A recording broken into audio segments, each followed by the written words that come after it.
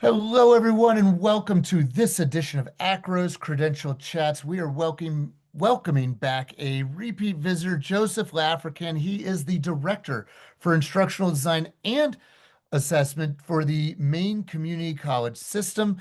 Joseph, so good to see you again. Nice to see you.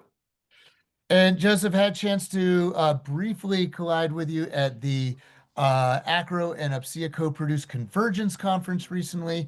You have some exciting updates, and so for anybody who didn't see the first episode or doesn't remember it, maybe just to kick us off, just kind of high level, kind of just the cool work you're leading in the Maine Community College system, and maybe you have some cool numbers to report back on just what's been going on in the last year, if you feel comfortable Yeah, sharing that.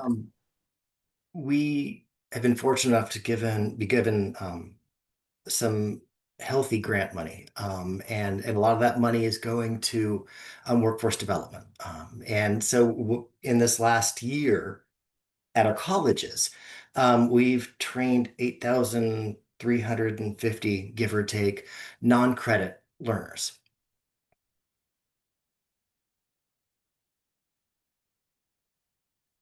And when you say that, I mean that's a huge number. Sorry, I was trying to look up the population of Maine there, so I could just give people a sense of scale. But I mean, when you say you've credentialed over 8,000 learners, it's also across. When you talk about workforce development, there's not like a single predictable thread to pull on here. You all in Maine are really responding to a broad array of employer needs. Yeah. Yeah, so in Maine, we've been giving at the Maine Community College System for the last 30 years. We've been given money from taxes to help build workforce development. So we have 7 campuses across the state, and so we have a history of partnering with our workforce partners who come to us and say we need our employees upskilled, or we need new employees as well. So sometimes it's the underemployed and unemployed and getting them into a job. And sometimes it's taking existing employees and elevating them in education um, and payroll, and then backfilling by hiring more. So it's really a partnership that's evolved over the last 30 years. And then a more recent, the Harold Altham Foundation gave the community colleges a fair chunk of change to continue that work, but actually broaden that work. And, do you mind just giving some examples when people think, okay, like what might that look like? You have a whole range of things that are, even size-wise, stuff that gets pretty granular and, not a ton of contact time to stuff that, does require, more than just a few days or weeks or months. Yeah, so one of the programs that we have, there is a big shipbuilder in Maine called Bath Iron Works. And Bath Iron Works has a population that's aging out. So they came to the community colleges and said, how can we help evolve new manufacturing techs and welders to sustain their company? So we created a program that's a few weeks long that takes somebody with no experience and puts them through the National Shipbuilders curriculum, has them test out of that, making sure they can do everything that is required to experience success as they move forward. And then all of those individuals are interviewed by Bath Ironworks with about 90%, 85, 90% being hired. Those that don't get hired, it's usually because you have to have a security clearance. And if you can't get that security clearance, you can't get hired. However, you still get those skills to then go work at a different boatyard, as one example. There's a need because of the tourism that is in Maine, that people need line cooks to work in the restaurants. So one of our culinary instructors created a new cook boot camp that will take somebody over the course of 4 days, 8 hours a day, and get them knife skills, serve safe, all the skills they need, cooking skills to be able to serve as a line cook. Which gets them gainfully employed. And whether they choose to be a line cook or whether they choose to go back to culinary school, that is really up to them. But it's a short-term training. We also have a learning facilitator program that is closer to a year long, which will take somebody with little education through education boot camp and then get them employed as ed techs in grammar schools through high schools. And then that very digital badge they get for doing that, which is called Learning Facilitator, has an articulation agreement to the University of Maine should they want to pursue becoming a teacher. And just for folks who aren't in Maine, a lot of people in other states, the ed tech in Maine is also in some states have paraprofessional, classroom assistants, these jobs that are oftentimes not necessarily treated as professionals, and a lot of times there's not necessarily economic mobility paths there, and this is, I think, a really great opportunity to professionalize these people who are doing incredible work in K-12 classrooms and give them a pathway to economic mobility, through the 4-year articulation agreement or teacher's license. I think that program is just so cool. Joseph, like one of the things that you hit on with the line cook, with the shipbuilder program is, a lot of times people wonder, like, who wants these things? Like, who cares? Like, how do we know they're valuable? And what I'm hearing you say is, in Maine, you're not just building this and being like, if we build it, they will come. If your learners say, do employers care about this? I'm hearing, yeah, you're like basically on the welding program, you're guaranteed an interview and you're almost guaranteed job placement, if not with this employer, with a different employer. And so, that really gets to a value piece.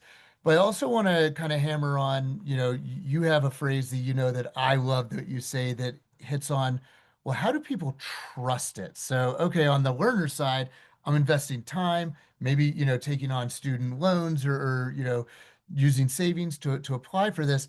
How do I, why do people care about this? Not just who cares, but why do they care? And I think a lot of that is about trust. And I think that you're really highly evolved on, building trust into your programming. Yeah, I, it's a term that I use. I'm not the only one that's ever used it, but it's called predictive validity.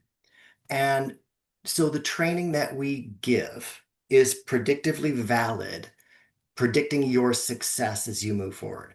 So when we engage with employers to build non-credit programming, we don't tell them what they need. We go to them and we listen.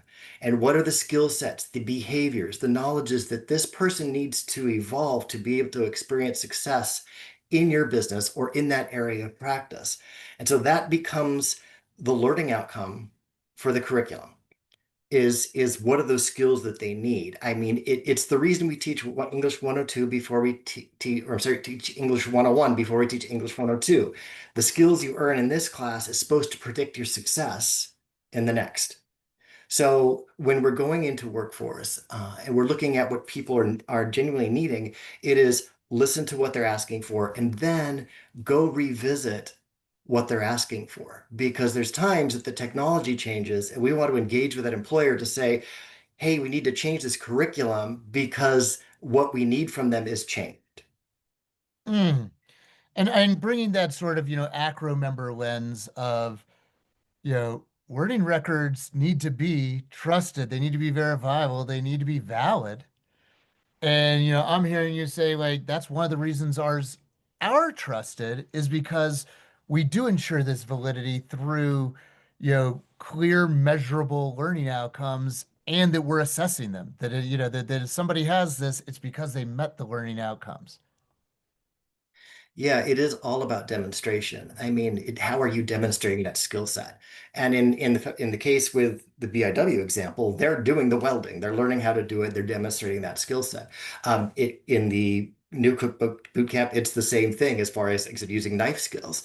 In the learning facilitator program, they're actually observed to ensure that they are demonstrating the knowledge necessary. Amazing. And then, and another thing that we think about, whether it's in IR, whether it's in Office of the Registrar, is program assessment. Is what we're offering still what we're credentialing, or has the program evolved and changed and we need to update the catalog, we need to retire the old credential and start issuing new ones? And I'm hearing that, at the community college system in Maine that you are already on that in a systemic way. Well, we in this particular examples or these examples or any of the examples we have are a constant conversation with what the employer needs or what our workforce partners need and what our learners need. What skill sets do they need to get them there? And you often hear in our educational conferences of people meeting them where they are. The idea of having short-term training is sometimes because somebody needs a job that quickly but we still need to give them the skill sets required to experience success, regardless of how long or duration that is. I think that is just so important. And, another thing that going back to that predictive validity and trust, I heard you say that you're, in the case of the welding program, that this is aligned not just to what the main community college system thinks is important for welding, but to I'm sorry, I'm blanking. You said the International Shipping Association or National shipbuilders, yeah. the Great. National Shipbuilders Association, that you're using industry in addition to the curriculum. I'm guessing they have standards that this is aligned to. Yeah, and again we're utilizing that curriculum, but also understanding that this is what the particular employer is going to be looking for as well. And I will say about that program, and I actually mentioned this at the AACRAO conference. You have to imagine that somebody that is working at a low-end job with no benefits can go through a program, and we actually provide stipend money for them to take the training. Take this training, get not just a job, but a career. And now that's a family that has health insurance, benefits, all these things. So the children that are growing up in that household have benefits and have health insurance, and how that might change that family's trajectory.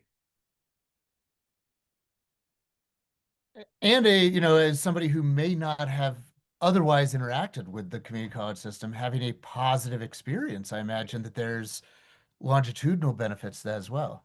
Yeah, there is, there's been a few, more than a few, that have gone through some of this programming who were the not college material. Mm. And when they experience success in higher ed, they experience success. And what does that do for them? I mean, this is just mission aligned work that is just so student centered. Uh, one question is, and sorry if this is a gotcha question. It's not intentional. Is this a place where you already are, or a place that's aspirational still? You're thinking around that, your National Shipbuilders Association curriculum, with our badges, we have the ability in the metadata to actually point and signal alignments, getting to that validity and trust. Is that something that you are already doing, or, using that field in your digital badges to say, this credential is aligned with this third party framework over here? In that particular example, there is a digital badge for Bath Ironworks Manufacturing Tech, and it explains that it uses the National Shipbuilders curriculum and what the learner had to do to demonstrate the behaviors to earn that digital badge. And to this point, because we've been doing this for a few years, it's something like 700 plus people have earned that badge. Amazing. Joseph Lavercan, thank you so much for rejoining us on AACRAO's Credential Chats. He is the Director for Instructional Design Assessment for the Maine Community College System. Joseph, thank you so much for being with us. Absolutely. Thank you.